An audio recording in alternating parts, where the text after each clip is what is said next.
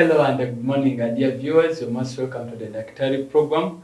This is a health episode which airs on National TV every Thursday from the hour of 11 a.m. to noon, where we bring you specialists in the medical field to educate you, our viewers, matters regarding health. We know it's a festival season, people are connecting with families, foods are everywhere. And we decided to come up with a topic in regards to nutrition. You know, when families come together, we meet the young and the elderly, and we know as you are aging, often people are at risk of getting these chronic illnesses like diabetes, hypertension. So we decided to get a topic in regards to your nutrition during this festival season, such that you don't go off track because of festive excitement and you eat foods you're not meant to eat. I'm your host, Sunday Junior Tom. Let's get our guest introduce himself, then we pick on from there. Thank you. You're most welcome to the DAKTARI program, sir. You can introduce yourself and we pick on from there.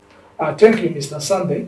Indeed, it's a pleasure during this particular festive season to be here with you to discuss matters that are very important, not only to the medical field, but also to the outside community. I am Asovasi Martin, a nutrition specialist. I am here to talk about how nutrition-related diseases are impacting the health today in both the community, that is the urban area, and then as well as the city. The message that I am passing today relates to the festive season where there is a lot of medical-related issues associated with nutrition. We have had is a nutrition specialist. Maybe to break it down to you, our viewers, nutrition specialists like these are people who have a bulk of knowledge in matters regarding to the foods you are supposed to eat or not supposed to eat. I'd love to know from you, Mr. Martin, what's nutrition in general itself and its composition before we go to these particular cases. Nutrition is the process by which organisms obtain food from which they utilize for their body functions. And when we talk about the composition of nutrition, we can talk about the types, but because we are dealing specifically with human beings, we are interested in heterotrophic nutrition. And in this process, what the human beings or animals generally obtain for their bodily functions include the carbohydrates, we talk about the proteins, we talk about mineral salts, we talk about the fats and the lipids, we talk about vitamins, and then we also talk about water. Thank you. Indeed, also I know the viewers who have been with us on these consecutive episodes for DAKTARI know what you do, like these kinds of foods are. However, we'd love you to break it down to the viewer who maybe has just tuned in. You've talked of the composition and the nutrition, like the foods which give us energy, the carbohydrates, the proteins and vitamins. Could you kind of break down some examples and we proceed? The carbohydrates are the energy-giving foods. Examples of what we consume daily include things like, the cassava flour, which I think in the local language here they call it the inyasa. Then we have the potatoes. We have the cereals generally, comprising of the rice. We talk about the millets. We also talk about the sorghum. When we talk about the proteins give for us what we call the growth foods. They are responsible for bodybuilding.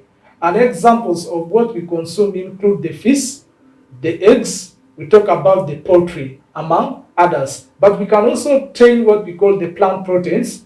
These plant proteins, which are very important presently for eliminating a lot of diseases, include things like the beans, the lentils. We also talk about the nuts, including the likes of the peanuts, the simsims. All those are parts of the plant-based protein. And then when we talk about the fats, we obtain fats from both the plants and also the animals. Like if we talk about plant-based fats, we consume a lot of avocado oil. This avocado contains what we call linolenic acid, and it is very important for growth and development. We can also talk about the fats that we obtain from the plants, the animals. This comes in form of the mutton that we eat from these particular meats. And then when we talk about the vitamins, there are very different classes of these particular vitamins. In general terms, we specify them to be what we call a DAK. These are the ones which are very important. The vitamin A, the D, the E, the K. And in that particular case, the vitamins like A, we obtain vitamin A, very important for growth and development of our optical cells. We obtain it from the carrots, these fresh, mangoes. We also obtain them from the oranges. And then these days we have what we call biofortified crops and plants, like what we call the orange-fleshed potatoes and the cassavas. These are very important components of vitamin A. So when we consume these particular plants, they give for us a lot of these vitamins. We get vitamin C from variety of the fruits that we consume, including also the vegetables. And then when we talk about the mineral salts, there are very many, but the ones which are very important for health and growth include one, we have the calcium. The calcium, we obtain them from the milk that we consume. That is the most important component.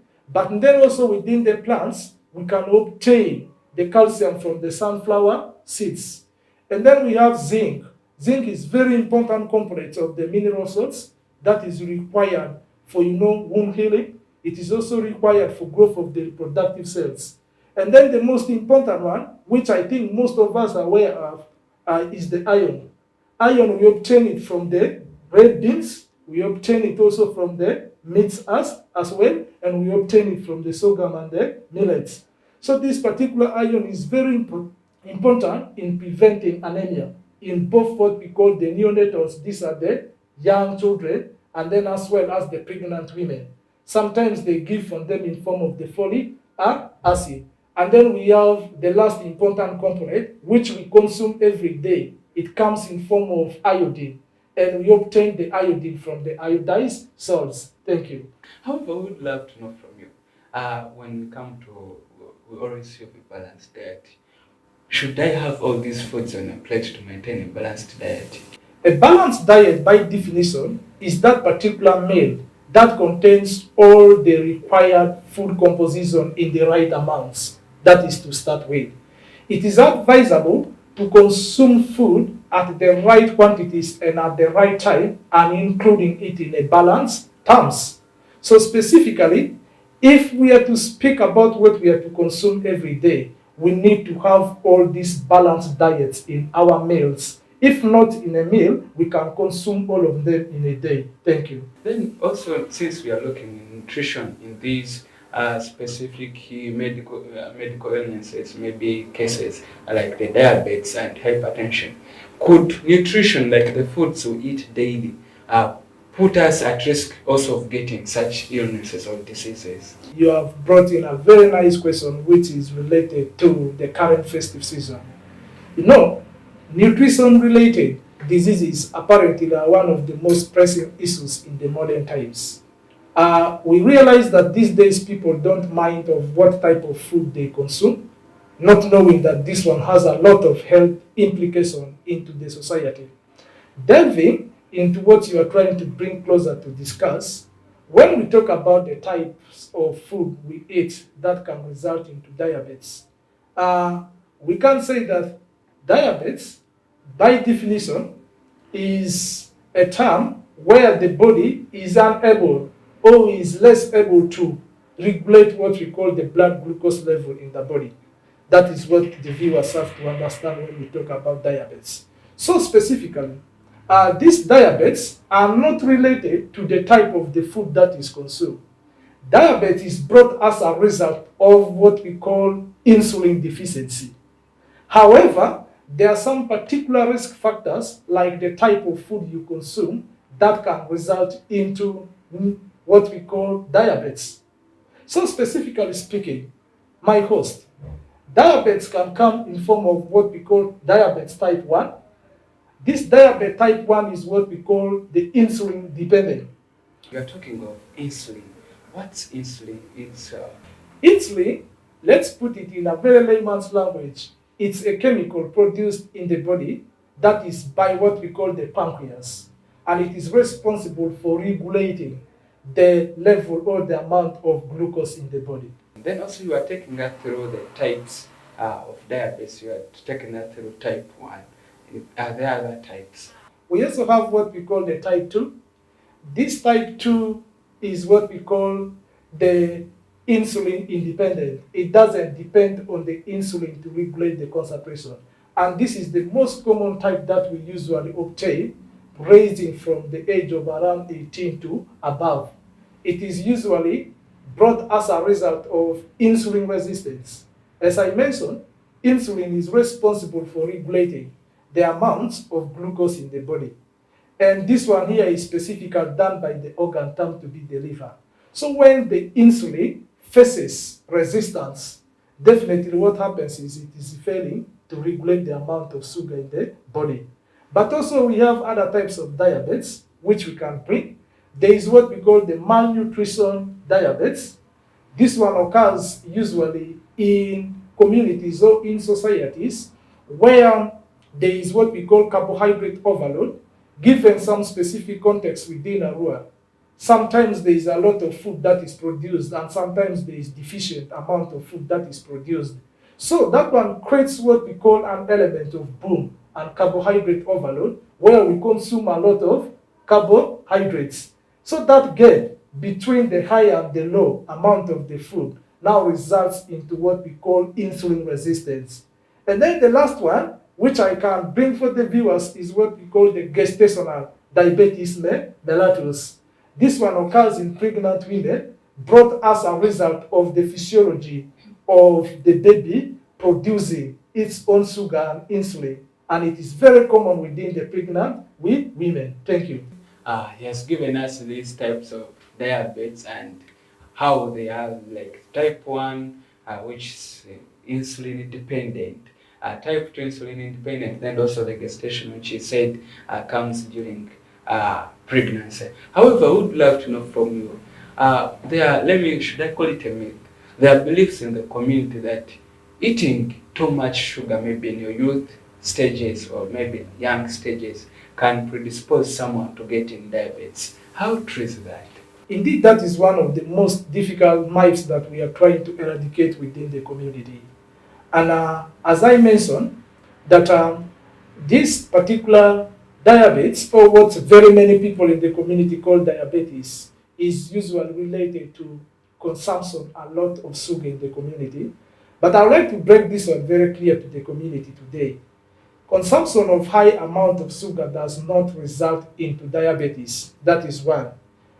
Diabetes, as I mentioned, is brought as a result of inability of the body to regulate sugar, and that is brought as a result of either lack of insulin or deficient in insulin.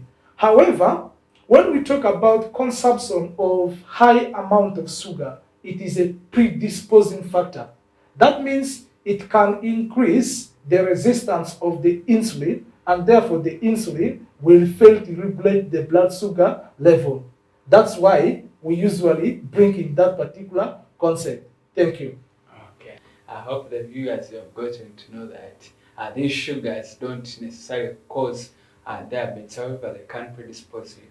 Let's pick on from that. Are there other risk factors a viewer could do which could predispose him or put him at risk of getting diabetes? We talk about the age. It is very common within our specific community here that we find this particular diabetes in people who are usually at older age. And we know that one comes now with the ability of the body to start declining in its particular function. And then we also have some particular aspect related to what we call the history. The history here implies that could this particular person be having regular aspect of monitoring his own blood sugar level? Then we have what we call the genetic factor. Within this particular home you are coming from, do we have this particular parent or any other grandparent that in one time was associated with diabetes? And then also we can specifically say that people who are obese are found to be more diabetic compared to people who maintain a little bit of good body weight. So those ones are the ones which we can give as per for the viewers. So meaning just general, even like for us, you talked of those genetics, meaning that someone can inherit some of these illnesses.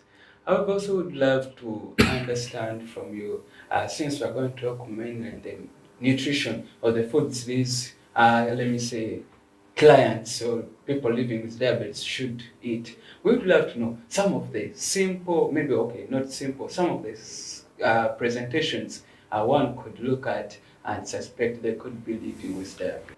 Managing diabetes comes in form of specifically four ways.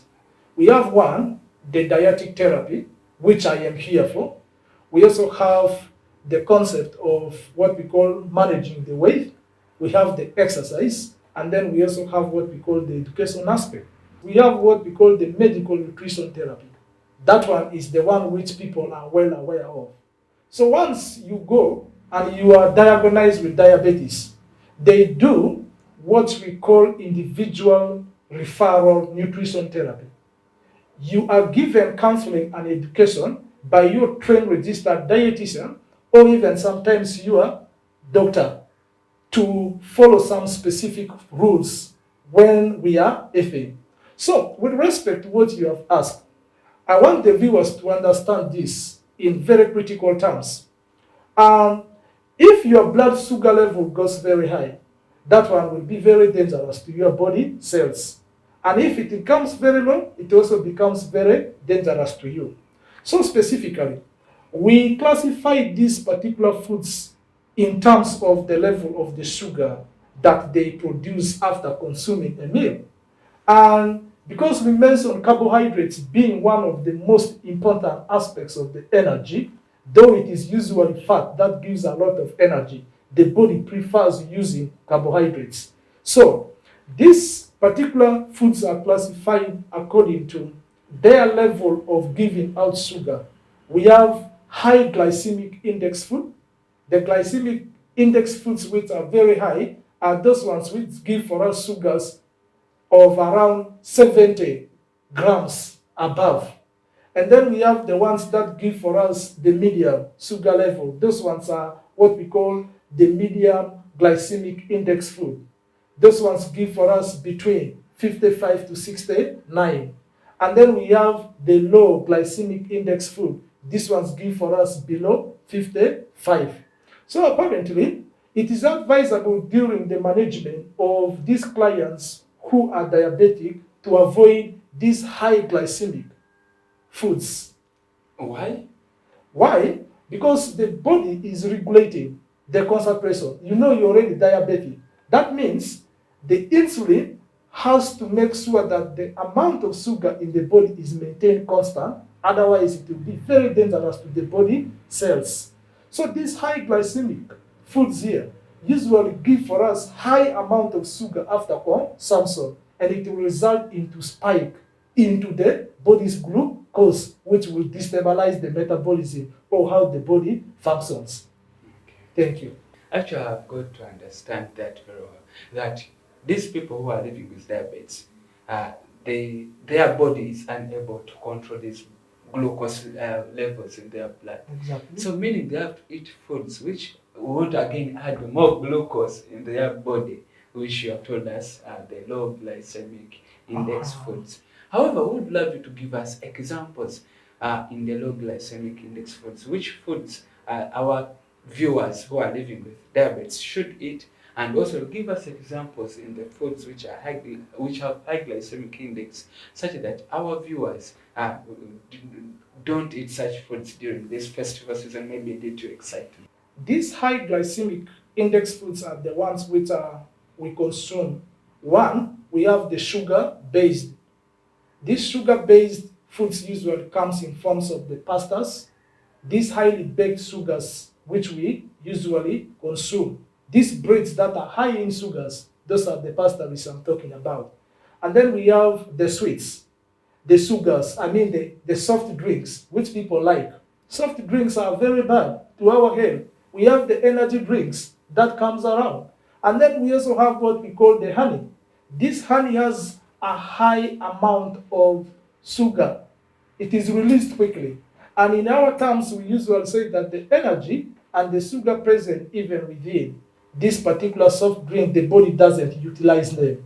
It is converted into energy, which is going to be stored and subsequently can result into obesity. Remember, we also say that obesity is a predisposing factor to diabetes. But then we also have these particular starchy foods, like the cereal of the maize. We don't have to eat a lot of the polished portion. Yeah. We also have what we call the potatoes. The potatoes are also highly glycemic index foods. Now, when we come to this particular low glycemic index foods, we talk about one, the millet. The millet is a low glycemic index food. That is usually, prescribed for someone who is diabetic. In essence, that it is a complex. That means it releases the sugar very slowly. Yes. And then we also have what we call the fruits. These fruits here, some of them, like the bananas, can contain a lot of sugar. But the sugar in the banana is locked within what we call the fiber. In fact, the best food that people with diabetics can consume should be these ones, which are low glycemic index and containing high fiber. Fibers can come in form of the fruits and the vegetables. They lower the glucose level, apart from being low glycemic index food. So when we talk about that, we can also talk about the sorghum itself. Sorghum is also the low glycemic, especially the red one. And then we can bring around our vegetables, which are very healthy, apart from supplying a lot of vitamins and minerals. Vitamins have a lot of fiber, which should be consumed regularly. Thank you. I hope the viewers, maybe the young youth or maybe the adults, if you have a friend who lives with diabetes, you have gotten to understand the foods they should and the foods they should not eat. He has emphasized low glycemic index foods, or the foods which release these glucose levels slowly into the body system. Let's first get off a short commercial breather. Then we'll be back in the next segment where Mr. Martin, the nutrition specialist, will take us through a meal plan a diabetic patient or a person living with diabetes should have daily. Let's get back. Thank you.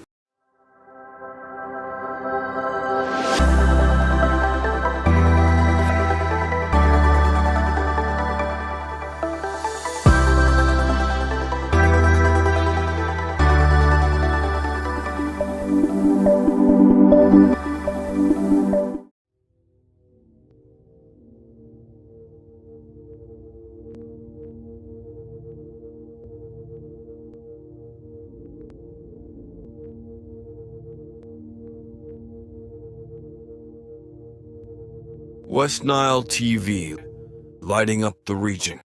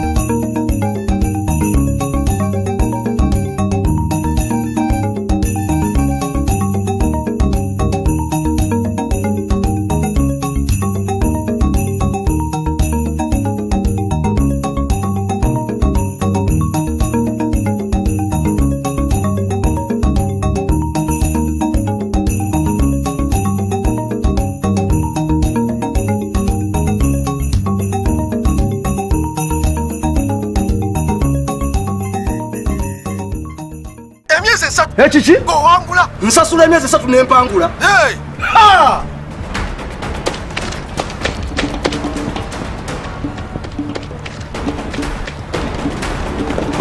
Abaye kubadde ki?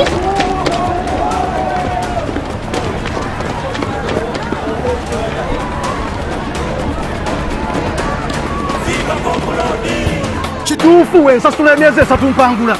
Kituufu. Subscribe for 3 months to any package of your choice or grab an Azam TV kit and pay for 3 months and stand a chance to win life-changing rewards. Android smart TVs, fridges, motorcycles, and that is not all. You could walk away with free subscription or the grand prize of 20 million Ugandan shillings in cash. Yes, 20 million grand prize. Subscribe today and enter the draw. For more information, 031-2308-900 or visit any Azam TV dealer near you.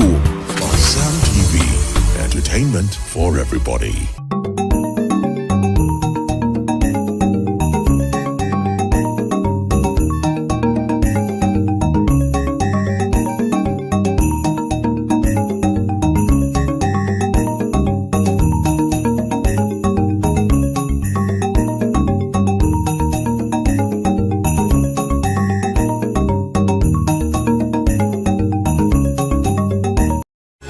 Unwrap your holiday cheers with StarTimes this Christmas season. Starting the 15th of November, simply pay your monthly subscription for the next bouquet and automatically enjoy content on the next higher bouquet, plus a chance to win exciting prizes. Your gift box contains variety of local entertainment and fresh shows, exciting cartoon and fun kids entertainment, mega superstars, local and international, a memorable trip to Spain to watch a La Liga match. And that's not all. Lots of prizes to be won, including ZTE Nubia smartphones with free 15 GB Airtel data. StarTimes gift that keeps on giving. Merry Christmas. This message is powered by ZTE Nubia. Better for all.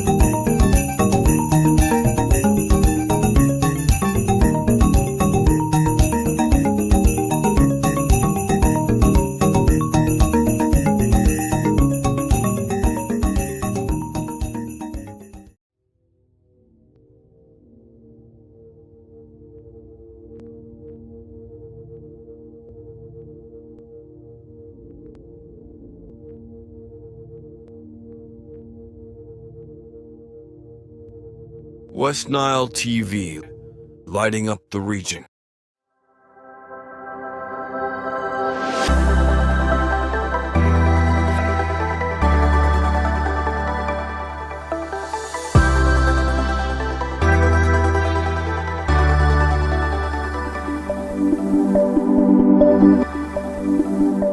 It's the DAKTARI program, a health educative show which airs on West Nile TV every Thursday from the hour of 11 a.m. to noon, where we bring you people in the medical field to educate you on matters regarding health. And today we are delighted to be joined by Mr. Martin, who is a nutrition specialist, maybe someone who let me say, food doctor who in the first segment took us through nutrition in diabetic patients. We have people who are living with diabetes. So he guided us on the foods they are supposed to eat and the foods they are not supposed to eat. And this segment is going to take us through the meal plan these people should always do. Maybe at what time should they eat, what foods should they have on their plate. We'll be back from that short commercial breather, Mr. Martin. Thank you. Okay, let's pick on from there. How should a meal plan for these people living with diabetes look like? For a diabetic person, there are three things which I am going to emphasize. One is, what is the type of the food you are eating? The second one is, what quantity are you supposed to eat? And then when are you supposed to eat? This one forms what we call the basis of the meal plan. So, when we talk about this, it is advisable that a diabetic person consumes 3 basic meals in a day plus 3 snacks in between. That means the breakfast, the lunch, and then the supper. In between the breakfast, we have the snack 1, and then in between the lunch and the supper, we have the snack 2, and then we also have after supper a snack. So when we talk about this, remember the rule. Eliminate all those particular highly glycemic index foods I talk about. That is one. And then when we talk about meal plan, this is how our meal plan, for example, can look like for someone who is diabetic. In the morning, this person can have 100 ml of a plain milk. When I talk about a plain milk, I mean the one that has not been skimmed. That is plain cow's milk without sugar. This person can have 1 piece of a small banana for breakfast. This person can have half or 50 grams of chapati. Remember, chapati there is added as a food with high fiber. Yes. So at the end, this particular person can also mean to have maybe a small amount of a black tea. That is for breakfast. Then the snack, this person can mean to only come and have an egg, 1 boiled egg, plus a very good amount of clean boiled water. That one forms a snack 1. Coming at lunchtime, because we want to maintain the sugar level at a constant, this person can have 50 grams of millet bread. This can be accompanied by 30 grams of beans. This can also be accompanied by half a slice of an apple fruit. This can also be accompanied by 50 grams of what we call boiled vegetables, which can come in form of the collard, the broccoli, the amaratas, or even what we call the osubi in our local language. Then, after that, this person can mean to come and also have another snack. That is after lunch. This person after lunch can mean to have 1 slice of unpolished bread with what we call 50 ml of milk. That is going to be our snack 2. We go at lunch, supper time. At supper, we still want to maintain this particular glucose level. This person can mean to have 50 grams of lean meat that does not contain fat.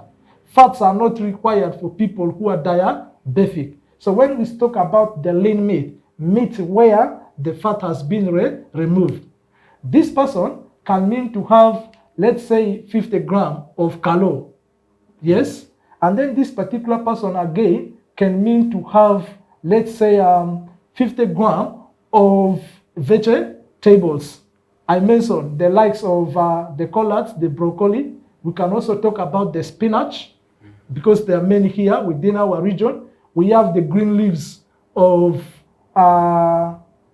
this substance which they like a lot in the community.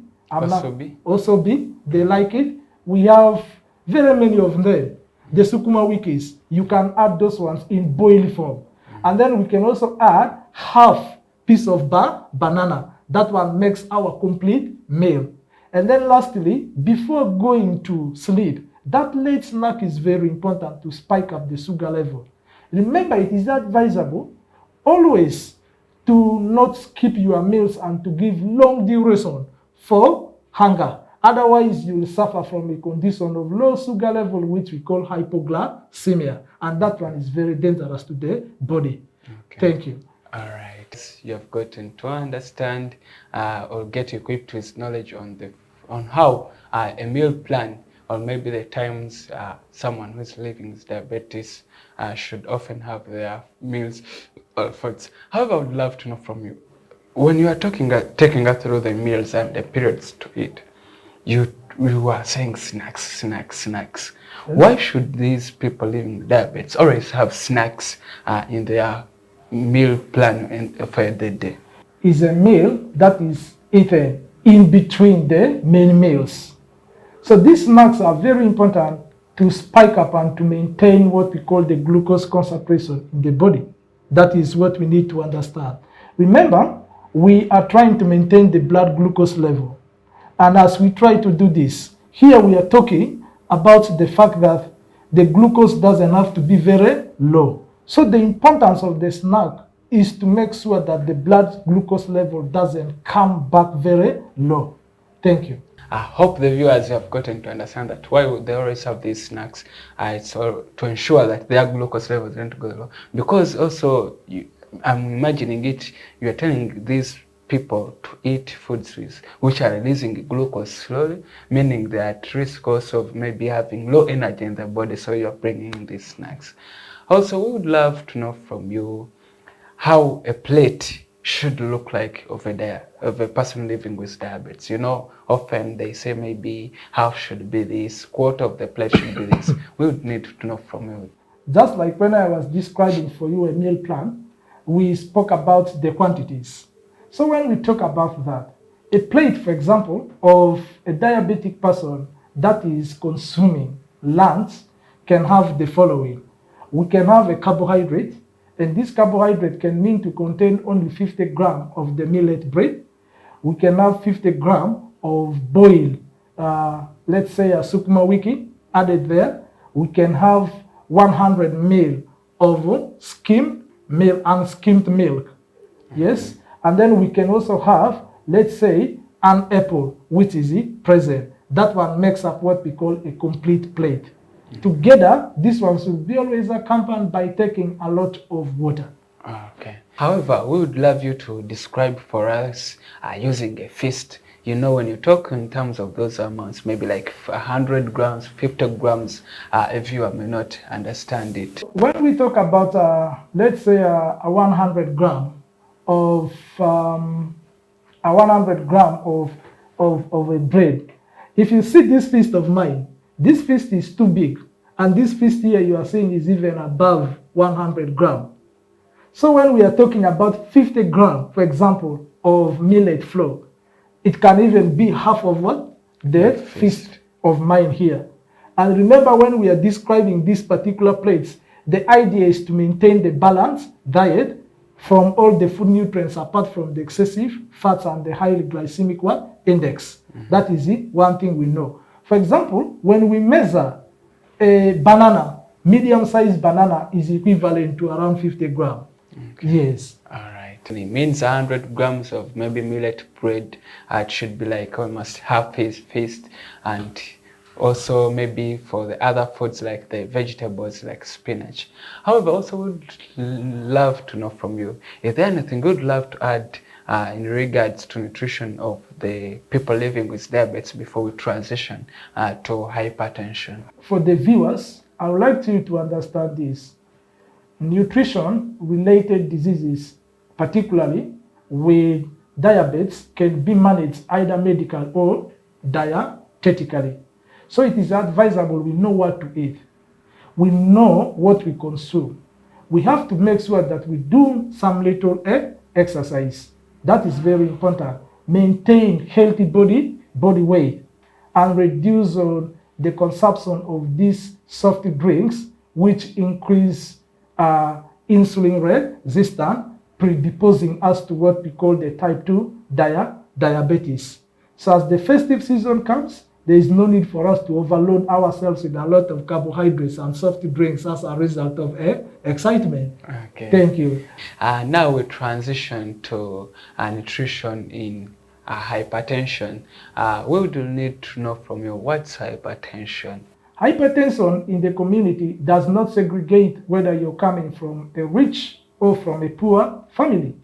Many times we tend to think that hypertension is related or it's a disease of the rich. That is not the case. So basically speaking, when we talk about hypertension, in a layman's language, Mr. Sunday and the viewers, a hypertension is elevated blood pressure. That is what we should be in position to understand.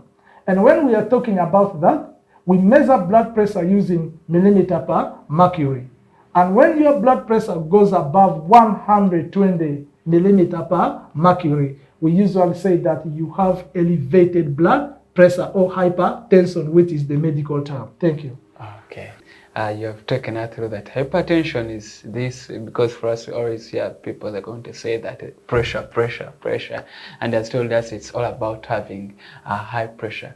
However, we would love to know from you, are there things a viewer could be doing, especially in regards to nutrition, maybe the foods they could be eating, which could predispose them to getting this high blood pressure? The World Health Organization has come up with good particular examples of things we eat, which usually predisposes us to high blood pressure.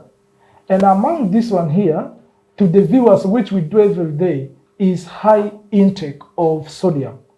This sodium here is the one which we talk about, the one we have the iodized salt, which gives for us the iodine.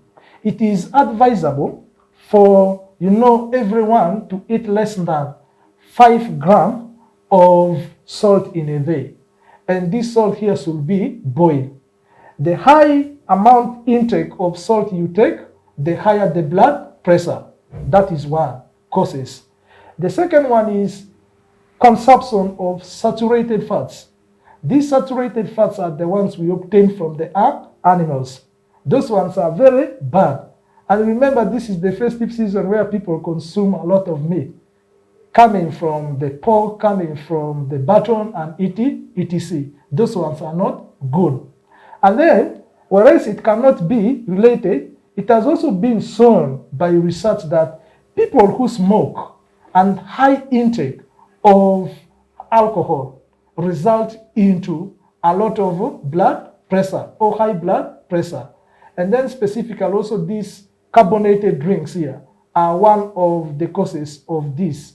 However, away from that, we can also bring in the concept of the genetic factor again, and then also we can bring in people with high body weight index or the obesity people. They're always interrelated.